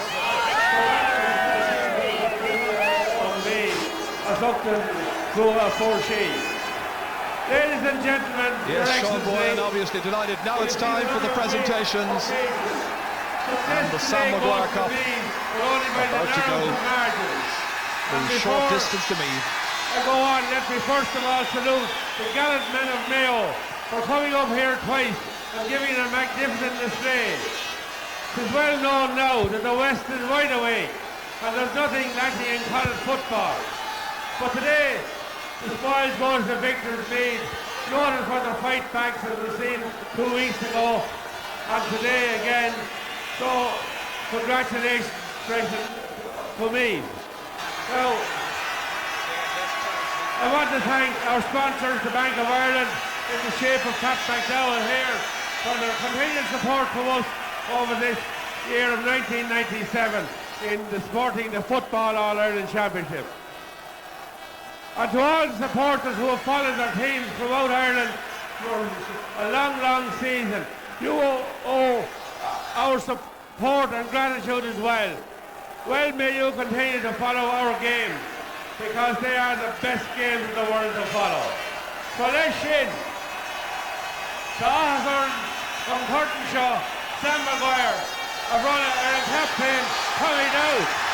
As GAA President Jack Boodman, last time he presents the Sam Maguire, and it's to Meath, and it's to Tommy Dowd, and the fans are celebrating. It's been a terrific day for them at Croke Park.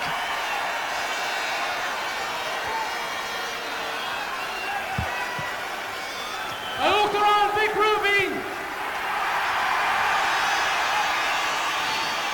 I look around and Tommy Lewis last year. I beat you to me out with the card you got there. Palukon Olam Gorumsa. A Tall Owner. Corn Sama Hurch. Arashko G. Condon and me.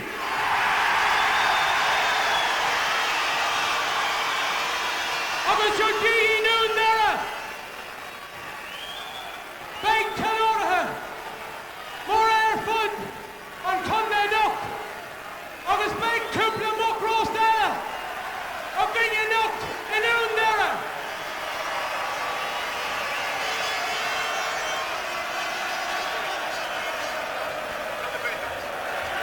President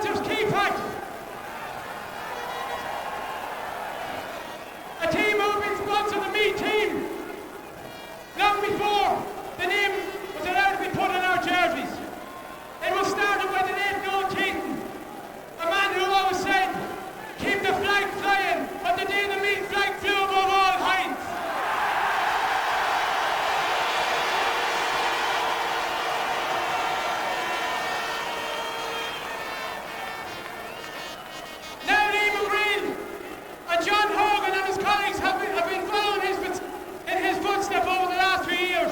And I've no doubt they'll stay with us over the next 20 years if we want them. I'd like to thank and congratulate Frank Foley and David O'Brien in the first year as the county selectors. I'm absolutely delighted for them.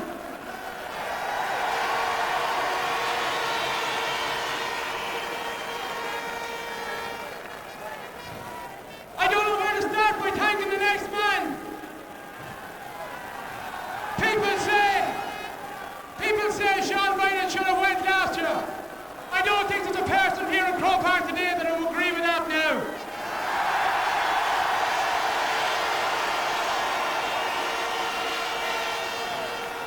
He's not alone a great manager, but he's also an absolute brilliant friend as well. Also.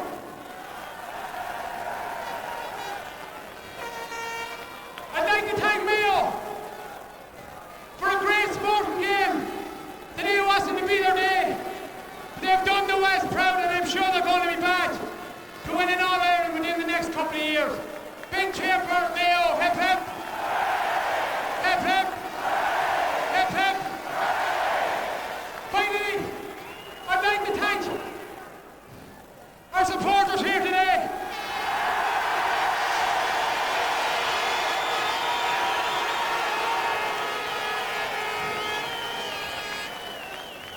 People say that we were outnumbered 4-1, but we were today looking out in the field.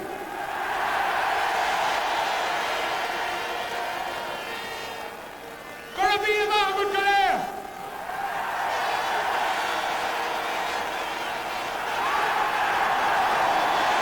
And so then, as Tommy Dowd concludes his victory speech on the steps of the Hogan stand, that's the All-Ireland final wrapped up for 1996. The trophy goes once again to Meath as it did in 1987 and of course in 1988 after that drawn match. Let's briefly talk to our panel, to Colin O'Rourke and to Martin Carney.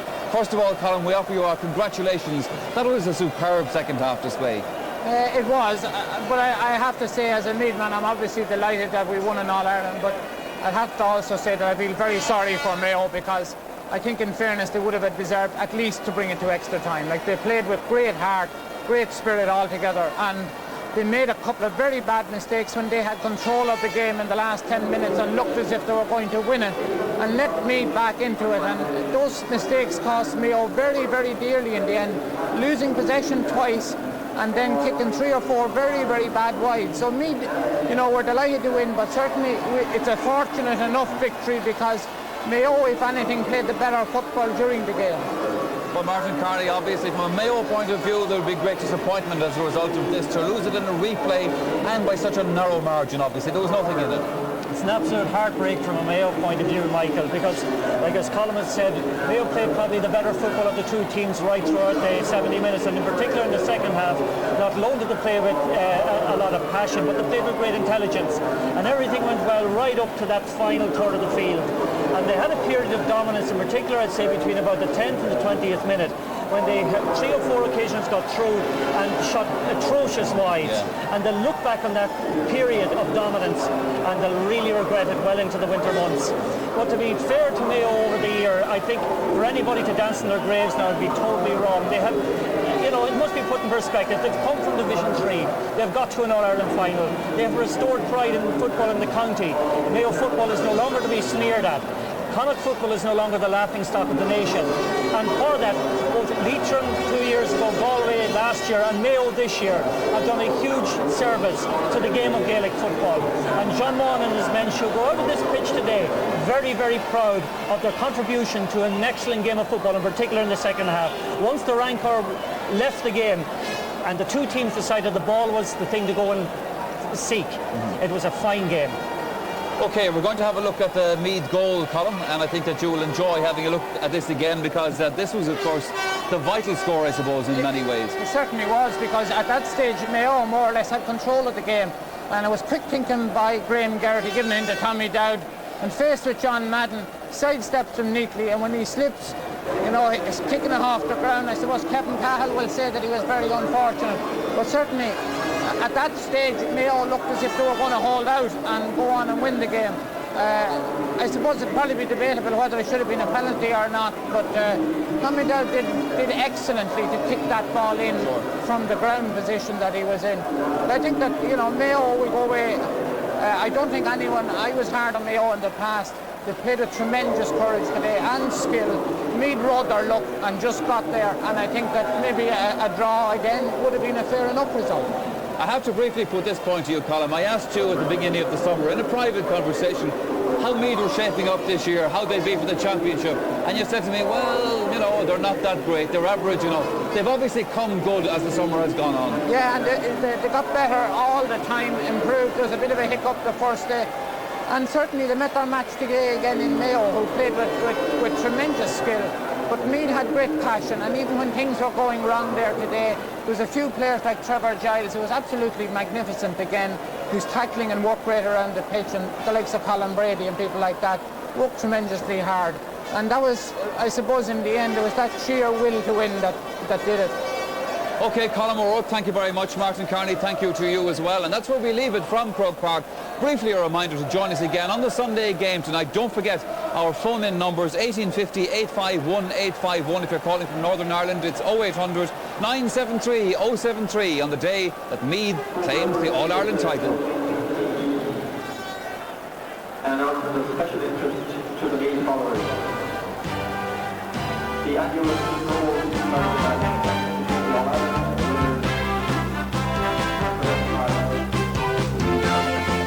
Gentlemen, just looking at some of the phone calls that we've had in already. Jennifer Neary in County Meath says this is a young Meath team that won today, and instead of focusing on all the negativity of today's game, we should step back and applaud a wonderful achievement by such a young team. Pat Fogarty in Ranelagh says Mayo should feel acute disappointment at the way they threw away possession in the final minutes. Michael Ryan in County Waterford thinks that Mayo lacked leadership in the full forward line today. Marcus Brady from County Roscommon, who's aged 11, thought that Mayo were by far the better team and they should have won. And Kieran Hurley from Malahide said that Mayo were clearly the better side, and for once the match didn't live up to the cliché of the best team won. Well, did the best team win? And if they did, why, Tony Davis? Well, I think Mayo had two chances, and they'll never again get a chances like they had in the last two occasions. I think they committed football suicide. They had line-share possession all around midfield, but unfortunately they squandered all the possession they had.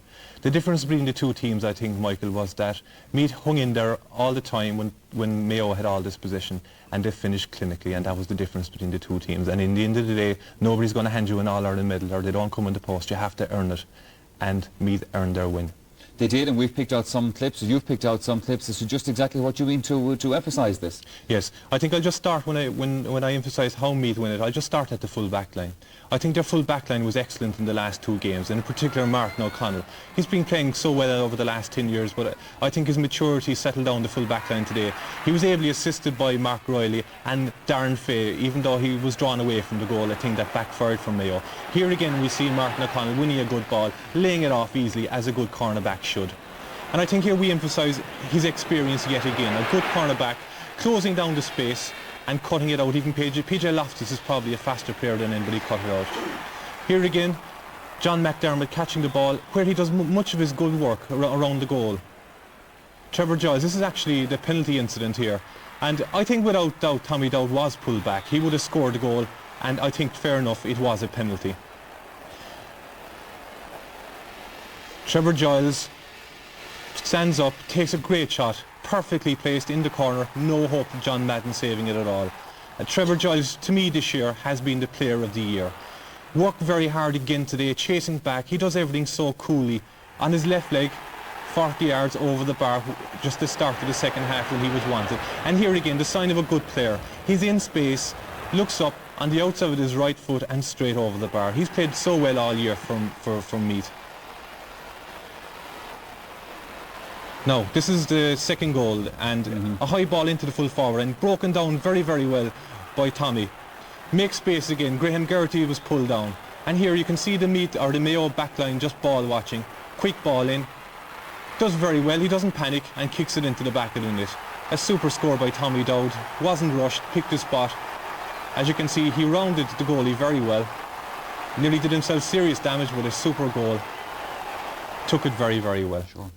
Pat, Tony mentioned there the fact that Meath committed football suicide. In fact, the two crucial scores at the end, the goal that Meath got and the point that they got to win the match, were both intercepted balls. Yeah, Mayo will be kicking themselves. They had the lion's share of possession over the two matches. They should have won both matches. It's poor consolation to them today, but in particular what they did was they made... It's vital when you have possession to keep it, and that means finding a colleague all the time. And Mayo didn't keep possession today. They committed the same offences as last day as well, the same sins. And instead of getting a guy in from New Zealand or running around the beach in Enniscrone, I think they would have been a lot better off if they were doing a little bit of kicking practice over the last couple of weeks. But here we see a couple of clips. Well, we're going to look at some of that in a moment, but first of all, Tony, you have illustrated a few things that you would reckon were the crucial difference between the two sides today. Yes, I think Mayo definitely owned the ball for large tracts of the game, but they didn't make it count in the full forward line, and that was really the difference between the two teams today. Here we see a quick ball in by Colin Brady into Tommy, and a good ball with Barry O'Callaghan. He made a quiet game all day, but he got his score, and he worked hard all through. Here again, Tommy Dowd on the wing, on his left leg, and I think he's more effective in the full forward line, and he got better ball. Got very good quick early ball today, and of course this is the one that really counted in the end. Brendan Riley, he'll always be remembered for this no matter what he does for the rest of his life. Left leg over the bar, and Meath have won the All-Ireland. Contrast this to Mayo. Really, they had no full forward line really today. PJ Loftus was an improvement when he came in. He was direct, his speed carried him in, and he took a great score. But outside himself, John Casey was the only other one who scored, and John spent most of his time out around the middle of the field. It baffled me really, because John Casey should have been the fulcrum of their attack, and he should be the guy that's in the full forward line getting those scores that they didn't get today. And I think that's the difference. They took their scores, Mayo didn't. Okay, Pat, obviously you've been looking back at this game again, you've been reflecting on the match on video. Pinpoint for me exactly why you think Mayo lost this. Well, like I said, the failings of the last day came back to haunt them, where they misuse of possession, and they certainly didn't learn in the last 2 weeks. And here we have, first of all, like I said about possession, you've got to hold on to it. You've got to try to find a colleague all the time. And Mayo did not find a colleague, and here we see a couple of examples of Mayo kick away possession. Kevin Carroll on his own, a big high ball in over the full forward line and into the hands of Conor Martin, who's able to start off an attack. It's the worst possible thing. Here, another situation where Kenneth Mortimer, head down, a big high ball. It's a suicide ball for forwards, and it goes straight to Martin O'Connell. Again, short passing. Madden passes back to Mortimer. Mortimer passes over to Pat Holmes. Pat Holmes delays the ball and then kicks a big high ball up. It's a 50-50 ball, and in this case, again, the Meath backs are picking it up. And again, Colin McMenamin, who probably was the greatest culprit of that, getting the ball in splendid isolation and kicking the balls out over the sideline. McMenamin played a lot of ball, and his role, I think, is all wrong, because I felt that again today he played too deep, and for all the possession he got, that he misused too much of it. But the second point as regards their possession was that when they did get possession, they made a bags of it as well. They either overheld it, the short passing game was poor, and they kicked away, when they weren't scoring chances, they kicked away bad chances. And near the end, they lacked the guts to have a go themselves. They were passing off responsibility. And here we see a few clips of this in action. Pat Holmes, in this case, getting the ball, soling, with no purpose in mind at all, laying it off to Anthony Finnerty, who's in no position. He kicks it across, a high ball across the square. Luckily for Mayo, drops them. A bad miss here, 21 yards out by John Casey. It goes into the corner. Who's there? James Nallen, which was a surprise move to move him up to centre forward. Now, when you're inside in the corner, you must pass the ball out of trouble, not into trouble. He passes it to a guy who's in just a better position, Maurice Sheridan. Maurice Sheridan takes off responsibility and leaves it into James Horn. Horn, under pressure, kicks a nameless kick which ends up over the line. And then, near the end of it was just about. Here we have a point down where they needed the ball to go in quickly into the forward line. They're overholding a shot past Nallen to Mortimer. Sorry, it's to David Brady. David Brady overholding, foul. Great interception there by PJ Loftus. But again, here you had one chance there. Sheridan should have pointed, Horton should have pointed, and poor Tom Riley got a pass that he hadn't a God's earthly hope of ever getting the ball out over 5 Meath for. So I mean, like Tony said, the little bit of cuteness by Meath. Meath played very badly today, but they ground down the opposition. They played the ball well in the second half. They played the ball quickly. The forwards showed well. They played the ball quickly into space. And more particularly, when they got an opportunity, they took a shot. Brendan Riley, the winning point was a fabulous point. If that was a Mayo fella, he'd be looking for another colleague to pass off. And Mayo fellas like I said, they didn't take the responsibility near the end of the game. Okay, I want to bring up with both of you gentlemen the incident that happened early in the match, which was the brawl, because we have had literally thousands of phone calls from football fans, I suppose from casual observers of maybe the big match occasions who rang in enraged by all of this. I mean, just to take an example of some of them, Ryan Doyle from County Down was age 12, thought it was a disgrace. Patrick Dolan from Glasnevin thought the referee was totally wrong to send off McHale and Colm Coyle. Rosemary Claffey from Offaly couldn't believe how he sent off Liam McHale and Coyle. Martin Hurley and Glinsk in Galway, the sending off of McHale was indiscriminate. John B. O'Shea from Kerry said the scenes were a total disgrace. Again, Anna Power from Galway was furious at McHale being sent off. John O'Toole from Mullingar again thought that the two captains should have been taken aside and that they should have been spoken to and told to sort things out. And Noel Kay from Monasterevin thought that the referee should have called the two team captains together, also got them to settle down the players. But David Lehart from County Kildare had the view that it would have been a good idea if both captains were sent off today, just as an example, if you were going to pick two people. Pat Spillane, talk me through this, bro. What did you make of all of this? Because this was ugly. It was indeed, and this was the showpiece for Gaelic football today. And it started here with John McDermott dropping the ball. Ray Dempsey wrestles, and here comes the first blow where Dempsey hits Darren Fay. Anthony Finnerty comes in just to finish him off a little bit and gives him a touch of the elbow. And here you have, just in the next one then, Colm Coyle in the background hitting Finnerty. This is Colm's first punch. Finnerty, delayed reaction, looks around, sees Martin O'Connell come in and thinks that the best action is to go down. Here John Casey jump in to readjust John McDermott's head a little bit. And here I think you have probably the worst incident. Inda McManus following through with a stiff arm tackle on John Casey. Here Liam McHale arrives, jumps in, and a wonderful gap opens up. He hits no one at all and goes straight through. But unfortunately, the entire county of Meath seemed to come on top of him, and the poor man got an awful killing in this incident, you know. And all hell broke loose, and it was very unfortunate. The umpire came out at this stage, but in his wisdom, he removed himself. He removed himself again. At this case, I mean, it's everyone is at it, you know. But he can see McHale, and this is where we can highlight. He sees McHale and McDermott grappling. He's looking at them, and here you can see that McHale does strike.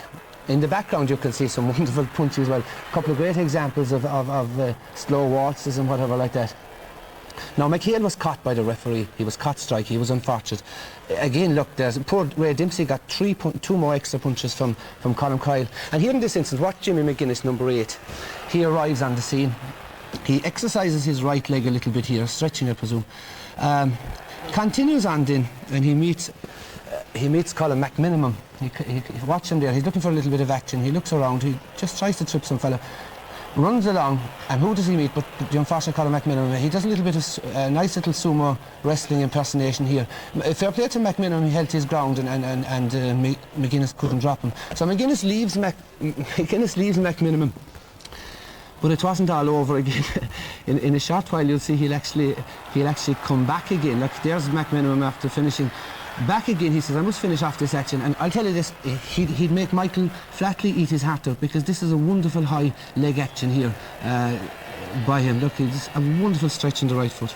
But the thing about all this, and Tony Davis, obviously you have a comment about it as well, I mean, this is only some of what was going on. I mean, this, at the time that it was happening, looked really kind of frightful. Yeah, it really has no place in our game. But the adage is one in, all in, and I'm sure that's what everyone's saying. What you might note in that, sorry, is Paddy Russell has watched two instances. He's watched Noel Keneally hitting Trevor Giles, and he's watched Graham Garrity coming in and hitting Trevor Giles. So now Russell in that instance, and the poor man had a bad year last year from us, but he actually saw the two guys hitting, you know. And we could have highlighted a lot more instances. There was 8 striking offences there. Yeah, but what about this thing that you're going to take up? Because I mean, this whole business in Gaelic games of one in, all in, yeah, have to be seen to be the macho man in it all. Exactly. Actually, the one that should be penalised is the next one in, I feel, after the initial foul. But Pat had no choice today, but I think to stamp his authority on that and send someone off. He could have sent anybody off. Liam McHale was unlucky that he turned around and was caught. It could have been absolutely anybody, but someone had to go. OK, you could call the two captains aside and give them a warning, but It was a disgraceful scene, and somebody had to walk. Yeah, I think McHale was the unluckiest because, like I said, there was a lot of striking offensive, but poor McHale being 6'5" and 10, he was very noticeable in the crowd. Kyle will probably pick out anyway. Don't know. What I'd love to see, I mean, poor old Jack Bootman sitting alongside the President Robinson and trying to wonder whether there's rain in the clouds overhead, Mary, I wonder.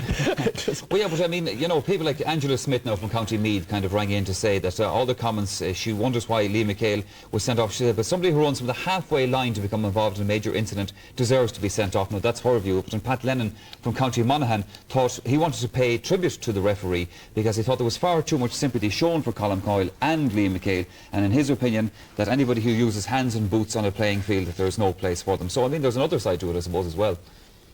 Yeah, well, as we said, anybody could have been sent off. There's no place for it in the game, and it looks desperate. This is our showpiece. This is what we're showing to the kids. This is the game we want our kids to play, and we just don't want them fighting. What's happening, they've been happy all year, and the GA hasn't taken action, and players know that they can get away with some incidents, and it will be very interesting to see. I would like to see the GA using video evidence and take a little bit of action on some of those players. It's a bad advertisement for the game, and it'll have to be stopped.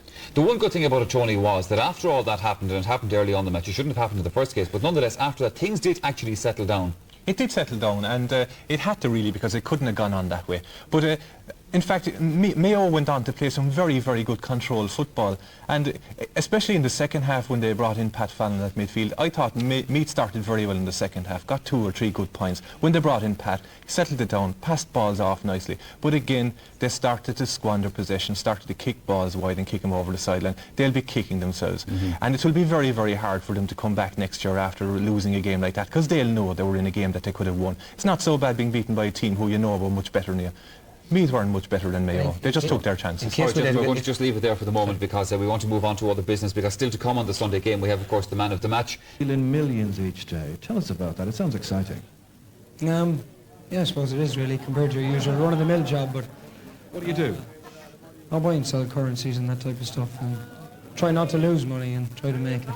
And you were in London for a couple of years, so what did that involve in terms of keeping in touch with the training and so on? Yeah, I was in London for 1 year. It wasn't actually ideal preparation for the championship, but thankfully AIB took me under their wing and took me back here last June, and all of a sudden here we are, learning champions. Saying that's a point that will always be synonymous with you, that match-winning score. Well, I suppose thank God it went over, because things probably weren't going as well as they should have been for me. But I'm sure if it was any of the other 6 forwards, probably would have done the same. You went today anyway for a change to balance things out.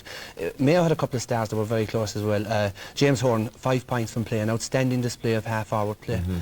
Super sub Pat Fallon and Pat Holmes, who I thought tied up Graham Garrity for most of the game.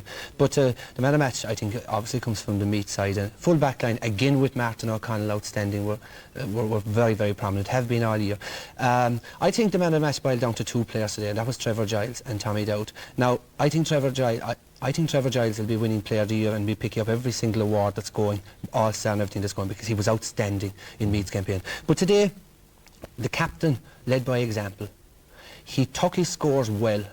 He worked hard, showed well for the ball, and he was undoubtedly man of the match, Tommy Dowd. All right, well, congratulations to Tommy Dowd. And I think if we go back to the Davenport Hotel and to Ger Canning, we'll see Tommy about to come up and receive his award as man of the match.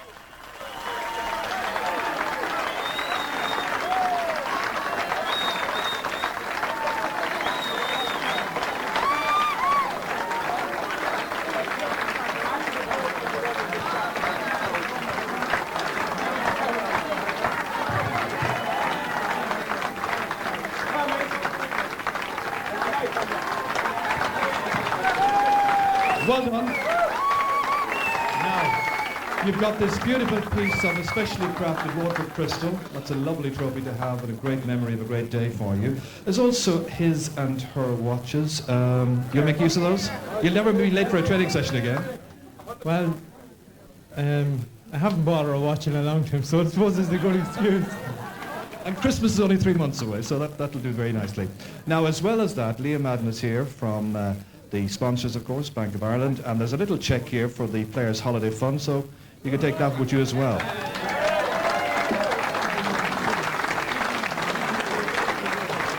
So, just finally, sum up your feelings for us. You've won the All-Ireland, you're man of the match, and you had a terrific, terrific game.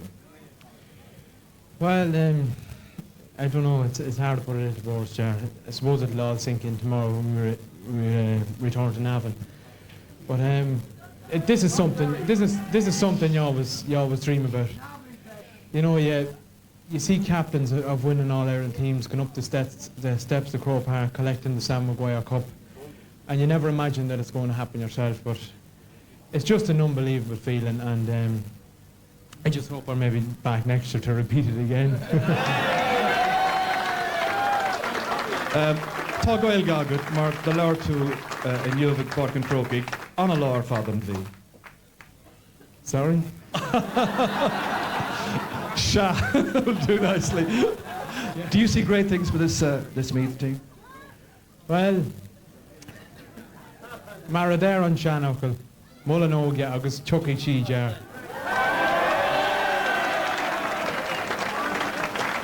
And I think that this Irish saying was truly verified today in the Meath team.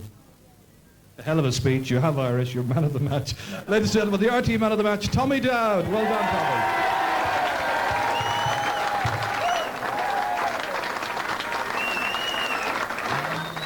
Yes, so well, that's it then. Tommy Dowd, a double winner today, but no joy for Mayo. Their gallant efforts have gone unrewarded, but it's often said that to win in All-Ireland, you first have to lose one.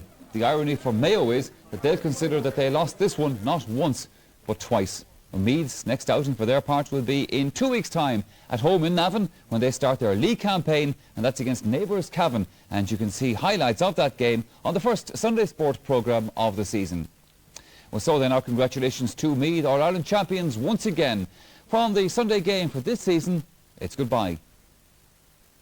Free taken very quickly. Tommy Dowd here, tripped, and the referee allows it, I think. The goal counts. Here's Brendan Riley. Will he be the All-Ireland final hero? Going to set up a chance. The angle shot, and it's gone over the bar, and it's all over. Meath have won the All-Ireland. You're all that I need. Your rivers, they flow with the light. Oh, wherever you go, there's no place like home in the beautiful county of Meath. And you remember the time we were down by the vine? Oh, you think it was all just a dream? Oh, wherever you go, there's no place like home in the beautiful county of